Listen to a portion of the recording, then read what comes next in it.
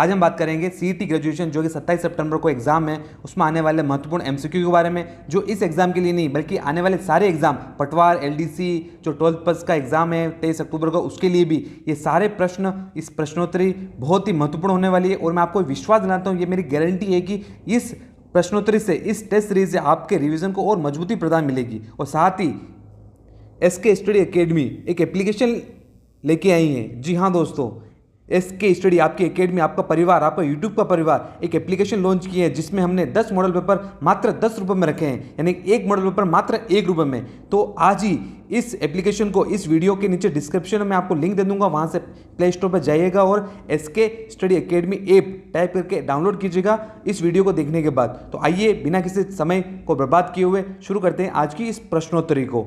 तो पहला प्रश्न है कि वर्ष 2024-25 में राजकोषीय घाटा कितना है? जो एक घाटा जो आज इस साल में जो केंद्र के चुनाव थे उसके पहले अंतरिम एक बजट आया था अशोक गहलोत सरकार का, जो कांग्रेस थे, और अभी बीजेपी जो भजनलाल जी सरकार के बाद जो उन्होंने मॉडिफाइड बजट जारी किया उसमें राजकोषीय घाटा पूछा है कि इस प्रश्न में कि राजकोषीय घाटा 2024-25 के लिए कितना रहा है।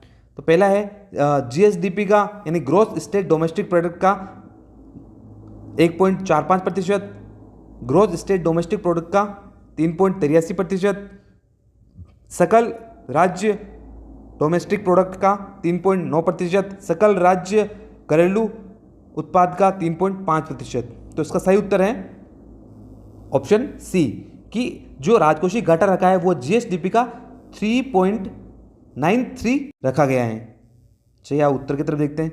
वर्ष 2024-25 में राजस्व घाटा सकल घरेलू उत्पाद का 1.5% राजकोषीय घाटा 3.93% रहने का अनुमान है। बढ़ते हैं अगले प्रश्न की ओर। बालिकाओं को अधिक संख्या में सेना, अर्धसैनिक बलों और पुलिस में जाने हेतु आवश्यक सुविधाएं देने की दृष्टि से किस स्तर पर बालिका सैनिक स्कूल स्थापित किए जाएंगे? आपको बताना है कि बजट ने हर स्तर पर, जिला, संभाग, ब्लॉक और ग्राम, इनमें से किसी एक स्तर पर अर्धसैनिक बल और सेना और पुलिस में बालिकाओं की संख्या बढ़ाने के लिए बालिका सैनिक स्कूल स्थापना करने की घोषणा की थी। वो कहाँ की गई थी? संभाग स्तर पर, यानी कि हर संभाग पर अब एक बालिका स्कूल होना तय है हर जिले के। बात करते हैं इसकी व्याख्या के बारे में, इसके सॉल्यूशन के बारे में। बालिकाओं को अधिक संख्या में सेना में भर्ती करने के लिए संभाग स्तर पर अब बालिका स्कूल, सैनिक स्कूल की स्थापना की जाएगी। बढ़ते हैं नेक्स्ट क्वेश्चन की तरफ। मुख्यमंत्री घुमंतु आवासीय योजना के तहत पाकिस्तान विस्थापितों को परिवार कितनी राशि उपलब्ध, प्रति परिवार कितनी राशि उपलब्ध कराई जाएगी? पहला है 25,000, 50,000, 75,000, 1 लाख। यानी कि मुख्यमंत्री घुमंतु आवासीय योजना है उसमें जो विस्थापित हो चुके हैं, जहाँ पर सरकार डेवलपमेंट करती है, रोड बनाती है, रियल एस्टेट के जो स्ट्रक्चर बनते हैं, जो हाउसेज बनते हैं, जब वहाँ पर जो लोग रहते हैं उनको विस्थापित करते हैं तो उनको प्रति परिवार कितनी राशि देने की सरकार ने घोषणा की है? 1 लाख रुपए। कितनी राशि? 1 लाख रुपए। बहुत महत्वपूर्ण प्रश्न है, यह आपको सीधे एग्जाम में देखने को मिल सकता है, तो इसको ध्यान रखिएगा। पाकिस्तान विस्थापितों को आवास उपलब्ध कराने की घोषणा के क्रम में ऐसे परिवार को 1 लाख रुपए प्रति परिवार की सहायता से उपलब्ध कराया जाएगा। आगे चलते हैं नेक्स्ट क्वेश्चन की तरफ। भारत मंडपम जो G20 का सम्मेलन जो कि हुआ था पिछले साल, G20 सम्मेलन भारत मंडपम दिल्ली में हुआ था, उसी की तरफ राजस्थान ने भी राजस्थान मंडपम बनाने की घोषणा की है। वो कहाँ की गई है? जोधपुर, भरतपुर, उदयपुर, जयपुर। इसका सही उत्तर है जयपुर, कि जयपुर में भी केंद्र के स्तर के स्तर पर जो भारत मंडपम दिल्ली में है उसी के तर्ज पर राजस्थान मंडपम की घोषणा जयपुर में की गई है। जयपुर में बनाया जाएगा। उस मंडपम में क्या होगा? माइस, यानी कि मीटिंग, इंसेंटिव, कॉन्फ्रेंसेस, एग्जीबिशन और टूरिज्म के लिए वहाँ पर जयपुर में राजस्थान मंडपम में लगाए जाएंगे। बढ़ते हैं नेक्स्ट क्वेश्चन की तरफ। नेक्स्ट क्वेश्चन कह रहा है कि बजट 2024 के अंतर्गत राजस्थान में वेडिंग डेस्टिनेशन के रूप में कितने शहरों को विकसित किया जाएगा? आप में से बहुत सारे युवा होंगे जिनकी शादी नहीं होगी, जो प्री वेडिंग शूट करते हैं, तो उनके लिए राजस्थान में ऐसी जगह जहाँ पर प्री वेडिंग शूट या वेडिंग डेस्टिनेशन, जहाँ पर शादी, आजकल डेस्टिनेशन वेडिंग चलता है, तो वहाँ कौन कौन से शहरों को विकसित किया जाएगा वेडिंग डेस्टिनेशन के रूप में? जयपुर, उदयपुर, जोधपुर, अजमेर, जयपुर, उदयपुर, बीकानेर, जोधपुर, जयपुर, उदयपुर, जोधपुर, सवाई माधोपुर, जयपुर, उदयपुर, झालावाड़, कोटा। सही उत्तर बताइएगा। इसमें सही उत्तर है जयपुर, उदयपुर, जोधपुर और सवाई माधोपुर। इन चारों जिलों को वेडिंग डेस्टिनेशन के रूप में राजस्थान में विकसित किया जाएगा। आइए नेक्स्ट क्वेश्चन की तरफ चलते हैं। बिशन सिंह शेखावत पुरस्कार के अंतर्गत किस क्षेत्र में से संबंधित पुरस्कार दिया जाता है? यानी बिशन सिंह शेखावत एक जर्नलिस्ट है जो कि उसी के तर्ज पर, उन्हीं के नाम पर एक पुरस्कार निकाला गया है। वो किस क्षेत्र से संबंधित है, ये आपको बताना है। वो समाज सेवी थे या पत्रकारिता से संबंधित है या वो साहित्य से थे या उत्कृष्ट खेलों से संबंधित है? इसका सही उत्तर है ऑप्शन बी, वो पत्रकारिता से संबंधित थे। बिशन सिंह शेखावत पत्रकारिता से थे वो। उत्तर देखते हैं। स्वतंत्र पत्रकारों के एक्रेडिशन की आयु सीमा व अनुभव को छूट देते हुए न्यूनतम पात्रता 45 वर्ष कर दी गई है और पत्रकारिता का अनुभव 15 वर्ष। यानी कोई भी पत्रकार को बिशन सिंह पत्रकारिता पुरस्कार मिलेगा, उसको कम से कम 45 वर्ष उसकी आयु होनी चाहिए और 15 वर्ष का उसको अनुभव होना चाहिए, तभी उसे बिशन सिंह शेखावत पत्रकारिता पुरस्कार दिया जाएगा। चलते हैं नेक्स्ट क्वेश्चन की तरफ। ये इंपॉर्टेंट क्वेश्चन है, मैं आपको फिर से बताता हूँ कि एसके स्टडी जो आपका यूट्यूब का परिवार है उसने उसका एक पहल एप्लीकेशन की तरफ बढ़ चुका है और वहाँ पर मात्र 10 रुपये में 10 मॉडल पेपर आपको दिए जा रहे हैं। उसको डाउनलोड कीजिएगा, उसका लिंक, एप्लीकेशन का लिंक मैं इसके वीडियो के डिस्क्रिप्शन में डाल दूँगा, वहाँ से जाइएगा और उससे डाउनलोड कीजिएगा, उससे सपोर्ट कीजिएगा हमारी इस पहल को। बात करते हैं राजडेस्क क्या है। राजडेस्क आपातकालीन दवाइयों की एक सूची है। राजडेस्क आपात प्रबंधन जानकारी देने के लिए प्लेटफॉर्म है और राजडेस्क डाटा एक्सचेंज और डाटा उपलब्ध कराने के लिए एक पोर्टल है।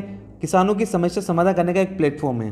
तो इसका सही उत्तर बताइएगा आप। इसका सही उत्तर है सी, डाटा एक्सचेंज और डाटा उपलब्ध कराने के लिए राजडेस्क बनाया गया है, क्योंकि सरकार की जो नीतियां हैं वो पूरे डाटा पे निर्भर है। अगर डाटा सही नहीं होगा, एक्यूरेट नहीं होगा, तो सरकार नीति किस के अनुसार बनाएगी? तो स्मार्ट सिस्टम प्लेटफॉर्म के तहत सिक्योर्ड व कंसेंट बेस्ड मैकेनिज्म से एक राजडेस्क प्लेटफॉर्म तैयार किए गए हैं जो कि डाटा एक्सचेंज व राजकीय विभागों उपक्रमों के साथ साथ निजी क्षेत्र में भी सोशल मोनेटाइजेशन के आधार पर डाटा उपलब्ध कराने का एकमात्र प्लेटफॉर्म होगा, जो कि राजकीय व उपक्रम व निजी क्षेत्र से भी डाटा एकत्रित करवाएगा और वहां पर स्मार्ट सिस्टम में प्लेटफॉर्म के जरिए वह राजडेस्क को डाटा पहुंचाएगा, वहां से नीतियों का निर्माण किया जाएगा।